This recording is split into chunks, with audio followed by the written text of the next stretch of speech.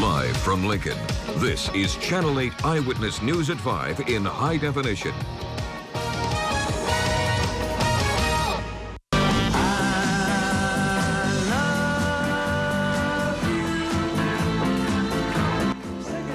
It is official, a legendary rocker is coming to Lincoln. Good evening and thanks for joining us. More on that in just a moment. First, some breaking news. That's right. Lincoln police are investigating a homicide tonight. It's near 80th and Pioneers. Police were called to the house around noon today when the victim did not show up for work. She is an adult female. Her husband, who is a person of interest, was arrested this afternoon. Her name has not been released as police notify family. They continue to investigate. All right. On a much lighter news note now, Sir Paul McCartney is hitting the stage at the Pinnacle Bank Arena this summer. This will mark his first time performing in Lincoln, but that's not the only exciting part to this concert. Channel 8 Eyewitness News reporter Hannah Pachkeski has details in our top story. That's right, guys. The entire capital city will be celebrating Sir Paul McCartney's arrival. July 14th will be known as Paul McCartney Day. The City of Lincoln and Pinnacle Bank Arena and AEG Live are proud to announce that Sir Paul McCartney will bring his Out There to Pinnacle Bank Arena. In 1964, the Beatles invaded the U.S. My troubles seem so far away. Now, 50 years later, Paul McCartney is taking over Lincoln. Probably by far the biggest star they've had over there. It's McCartney's first performance in Lincoln, but he's not just putting on a show. In honor of Sir Paul McCartney coming here to Lincoln, this street here behind me will be temporarily named Abbey Road. July 14th will also be known as Paul McCartney Day, and the mayor will present him with a medallion of the city. All these things will feed into the excitement we think that will culminate on July 14th. So far in Pinnacle Bank Arena history, 9 concerts have sold out, and officials say they believe this one will be no different. If I have the money, definitely I'd think about seeing them. It's a once-in-a-lifetime opportunity.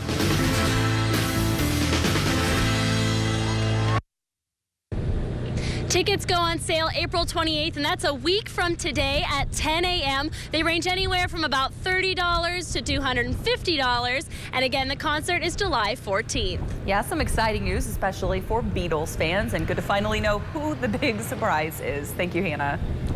Officials say a home in South Lincoln is likely a total loss after an extensive fire that happened around 1 o'clock this afternoon. Channel 8 Eyewitness News reporter Bill Shambert joins us live now with more details. Bill.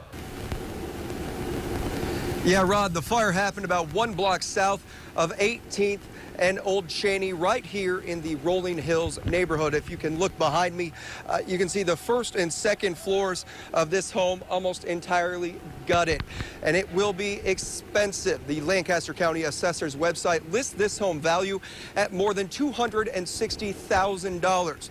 Now take a look at this video. It was shot shortly after firefighters arrived on scene at about 1:15 this afternoon. You can see thick black and white smoke rising from the home, flames shooting out from several different parts of the house.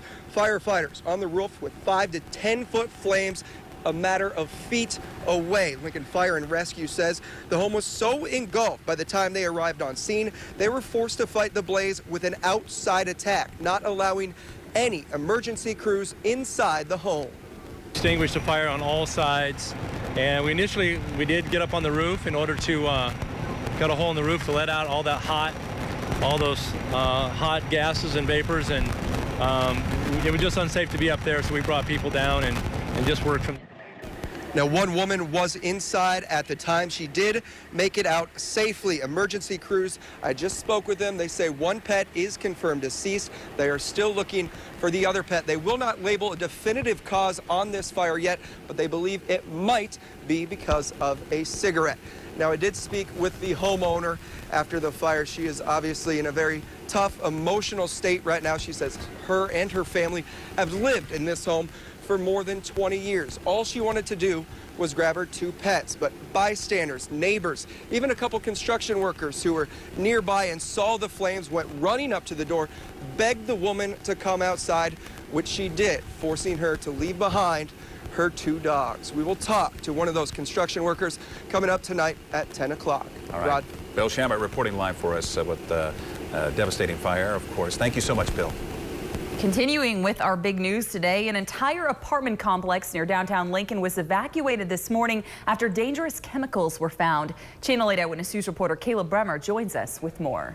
Vanessa, several Lincoln residents had nothing to do but wait for hours while crews investigated. Police did confirm late this afternoon those chemicals were being used to manufacture meth.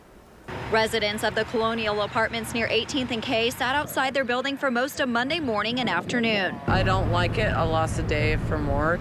I couldn't go into work because I'm not fully dressed. Waiting as police and Lincoln Fire and Rescue investigated what they believed to be a meth lab. I heard this loud crash and then some screaming, and there's smoke kind of billowing out of the apartment. Police say a neighbor heard 29-year-old Justin Hughes and 26-year-old Shane Marie Collins fighting around 6 a.m. and went to check it out. They say he noticed a small fire on the stove with heavy smoke and put it out while Hughes and Collins left.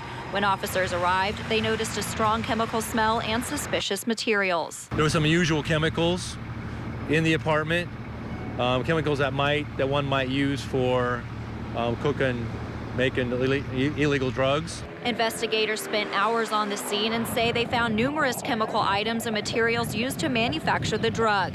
Hughes and Collins were arrested for both manufacturing meth and possession of a controlled substance within 1,000 feet of a school. Late this afternoon, some of those residents were allowed to go back inside their apartments, but many of the first-floor units are still blocked off. Thank you, Kayla. In other Crime Beat news now, a tattoo parlor worker helps nab 2 burglars. An employee arriving to work at Iron Brush Tattoo saw 2 men leaving the business. Well, inside, it was discovered that money was taken from the cash register. A worker got on his bike and found the 2 men nearby. Police arrested 38-year-old Robert Howard and 39-year-old Jason Lassen for burglary. If you have stepped foot outside your house today, you probably felt it. That strong wind. Luke, what kind of gusts are we dealing with? Being blasted out of the north, about 30, 35 mile per hour wind gusts. So yeah, another breezy day, but even with that, it's still a nice spring afternoon. Temperatures made it all the way to the upper 70s today. Right now we're into the middle 70s, still about 10 degrees above the normal for this time of year. With that north wind, we have a relative humidity value that's really dropped down to about 15% right now. Very high fire danger in effect, even though we saw rain early this morning and yesterday. Still looking at a fire threat through today. This is a look at the measured rain over the past 36 hours. So again, Sunday night and early this morning. Only 6,500 out at the airport. That might sound a little light. Some of you saw over 1.5 inches where if you got underneath the thunderstorm, so localized areas much higher. Want to point this out too. Tonight, Lyrid's meteor shower. It's not the best of them, but you get about 20 meteors per hour. Best time frame is going to be from about midnight until dawn, and take a peek up to the northeast. Sky should be clear, so a little show for you there tonight. We're going to talk about some warmer days on the way, and also a chance of storms by midweek. All the details with that in just a bit. Keep the beautiful days coming. Thank you, Luke. Well, the Boston Marathon was today, and it went well, especially after last year's bombings. Here's more from ABC's Marcy Gonzalez. Those first steps across the finish line, beyond personal triumphs, they are a defiant display of this city's resolve following the horrors of last year's Boston Marathon. Please join us in a moment of silence. At this year's race, security tighter than ever. 100 cameras along the 26.2-mile course, 4,000 officers, reassuring the record number of spectators. Champions! Here to support the runners and all that this race now represents. That no one can stop this Boston Marathon, that we are strong! For those so profoundly impacted by the bombings, a tough but hopeful day. Some loved ones of the 3 people who were killed spending this day with the cheering crowds. Others reflecting privately at home, while several of the more than 260 people injured returned here to run the final stretch of the race, proudly taking back this finish line. 36,000 runners took part in the race, the second largest Boston Marathon ever, and for so many, the most meaningful. Marcy Gonzalez, ABC News, Boston. More than 100 Nebraskans ran in today's Boston Marathon. We met some of them last week, including Eddie Walters. We spoke with Walters after the race. He says the Boston crowd was like nothing he'd ever seen. More spectators than there's ever been, and they're louder than ever, and like turning on the Boylston Street was crazy how many people were there to cheer you all on. And like throughout the entire course, there were just so many people there. it was just a really great crowd today. Walters finished the race in 2 hours and 56 minutes. A big congrats to all of the local people from in and around Lincoln that participated. Our own Megan from the station participated as well. Taking part in Boston Strong, you bet. Absolutely. Still to come on Channel 8 Eyewitness News, Wall Street kicks off the trading week with some gains. We'll take a look at the stock market and some of your local numbers. Plus, Vice President Joe Biden heads to Ukraine to meet with the leaders of that turbulent country. A closer look is coming up next. Vice President Joe Biden is in strife-torn Ukraine tonight, the highest U.S. official yet to visit the pro-Western government in Kiev. He comes bearing moral and material support from Washington. Here's more from ABC's Karen Travers. Vice President Biden touched down in Ukraine today, a high-level visit to reaffirm the U.S. commitment to the new government there. The Obama administration continues to point fingers at Russia for the ongoing tensions, releasing images today produced by Ukraine of soldiers in eastern Ukraine that it says are Russian forces. There's a strong connection between Russia and the armed militants that we've seen in eastern Ukraine and Crimea and other places. So this is more just further photographic evidence of that. Biden's visit comes on the heels of a firefight at a checkpoint that left at least 3 people dead. Pro-Russian forces say they were ambushed outside of a town they control. Moscow said the attackers were from a far-right nationalist group that's aligned with the new Ukrainian government. Today, Russia's foreign minister essentially said this was the U.S.'s fault and called on the Obama administration to, quote, fully accept responsibility for the new Ukrainian government it brought to power.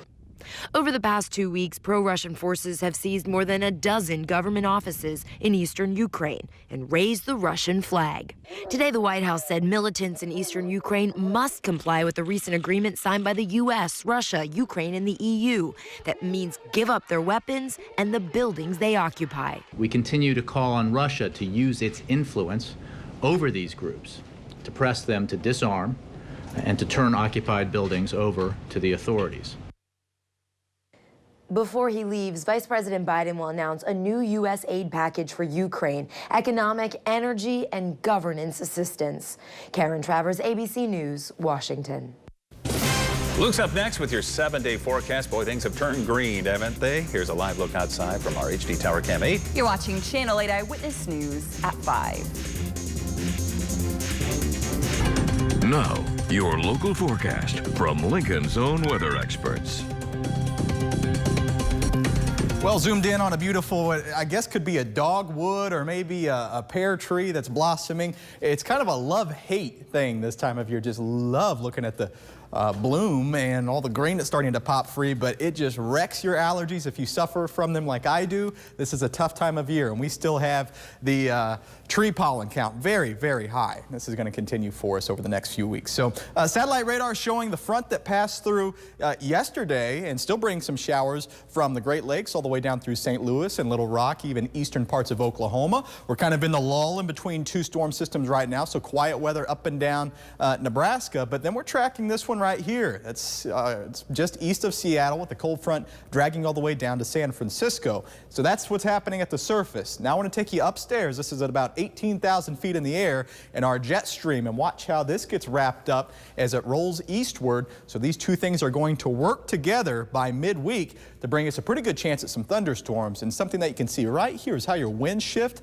It's tilted negatively. That's a sign of a pretty strong strong storm system moving through. So this time of year, you start talking strong storm systems, you're talking about severe weather, and we do have the risk for that on our Wednesday. So you can see the highlighted area from Lincoln. We're really on the edge of it here, all the way back to about North Platte, all the way up to O'Neill. I think the focus of this is actually going to be down in central and western parts of Kansas, but as far as our coverage area goes, west of Highway 81 and south of I-80 at the moment looks to be the best threat for severe weather, with the timeline being Wednesday afternoon and evening, I think past 4 o'clock and in through about midnight, with hail and high winds the primary threat, although you can't rule out an isolated tornado or two. That would not be the primary threat with this setup, though.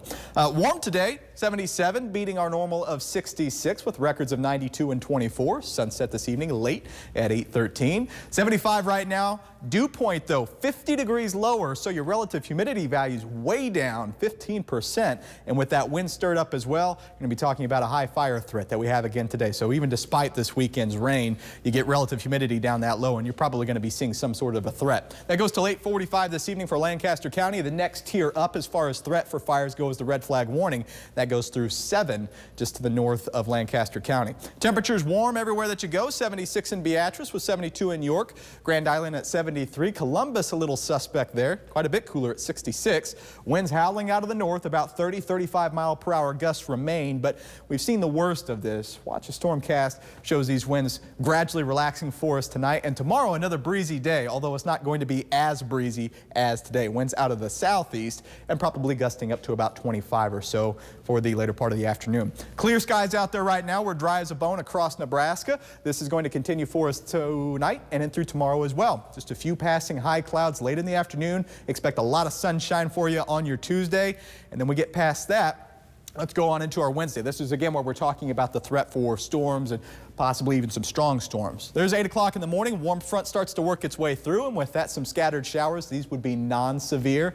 Then we get into the afternoon, and now you're into this is what we call the warm sector, where you're in between the warm front and the cold front. If you get a storm to pop out here all by itself, they kind of get all the energy to themselves. They can be quite strong. Those are ones that you really have to watch for. I think that would be very isolated. The better chance is going to come behind the front after we get past sunset. Watch that work from central Nebraska into eastern Nebraska. Looks like somewhere between sunset and midnight, and then that moves on through. So as we get into Thursday, maybe a lingering morning shower, but all the threat for severe weather would be done. 39 our overnight low tonight, cooler than the 50s that we've had here lately. Winds relaxing out of the north. Tomorrow, just a touch cooler than today, but still above normal at 73. Clear blue skies, and winds out of the southeast just a little on the breezy side at 10 to 20. 49 Tuesday night, 70% chance of those thunderstorms Wednesday, primarily past sunset. 78 your high temperature with mostly cloudy skies. Thursday, 70 degrees. I expect sunshine through the bulk of the day, maybe just a stray morning shower. Friday, not much changes. Lower 70s, mostly sunny skies. And then look at what happens this weekend. A few scattered showers possible Saturday evening with a cooler high of 60, and then we lose another 10 degrees on Sunday, making it the third soggy Sunday in a row. Looks pretty wet. And then we get into Monday, a high of 43. Massive drop in temperatures. So that front at the moment packing quite a punch, but those are two pretty soaking rain events that we're looking to see on Wednesday and again this weekend, and we're still working our way out of this deficit. Yeah, I was going to say it could be much worse. So yeah, be thankful that we do get some precip. Yeah, parts of yesterday were great, especially for Easter, and then the rain came, but it was kind of a nice relaxing soaker, and you know, we could use it. Yeah, and it came in the afternoon, which is perfect very good. timing. All right, thank you, Luke. Time now for our Facebook fan of the day. Karen posted this picture of her granddaughter Alex and her friends at prom. Take a look closely in the middle of the girls. We love the camo dress and, of course, the tuxes. Thanks, Karen. Do you have a great prom pic you want to share, or maybe a fun Easter picture? Show us. Like us by searching Channel 8 Eyewitness News, then you can upload your photo. And still ahead with Tanner Lubach injured. Taylor Fish must step up at catcher for the Huskers. You're watching Channel 8 Eyewitness News at 5. The Husker baseball team will be down a catcher for a while. Sports director Brett Edwards joins us now with more. Brett? Yeah, Rod, Tanner Lubach suffered a lower leg injury in Friday night's loss to Northwestern. Now it happened late in the game when Lubach was sliding into second base. Head coach Darren Erstad says nothing is broken and that Lubach will be out for what he is calling a significant amount of time. Lubach has started 31 games this year for the Huskers, and he leads the team in home runs with 3. Sophomore Taylor Fish from Kearney will be called upon to be the Huskers catcher until Lubach is healthy enough to return. We're going to have to lean on him very heavily here, and we're going to have him stay healthy and make sure he takes care of his body and our pitching staff, and he's going to be a big part of this moving forward. Just keep doing what I'm doing. I mean, go out every day and, I mean, work my butt off and do what I can to help the team. I'm a guy that needs to execute at the plate. I mean, I'm not going to drive in huge numbers of runs, but I mean, if I can execute and drive the ball the other way and help the team out, that's what I want to do. The Huskers are off until this weekend when they travel to Michigan to take on the Wolverines. All right, thank you, Brett. Let's take a look at Wall Street now. It was a good day for both the Dow and NASDAQ. Stocks closed higher as more U.S. companies report first quarter earnings. Here's a look at the numbers. You're watching Channel 8 Eyewitness News at 5. Well, a little cooler tonight. We're going to taste some 30s. Looks like upper 30s with winds dying down. Check out the meteor shower, especially if you're outside of town. It's going to be tough to see within the city limits. 73 tomorrow, sunny, breezy, though not as windy as we were today, about a 10 to 20 mile per hour wind. We get past that. Wednesday brings still upper 70s. Pretty good chance for storms. Some of those could be strong. 43 for that last day. All right, we're all out of time. We'll see you back here at 6. World News with Diane Sawyer is coming up next.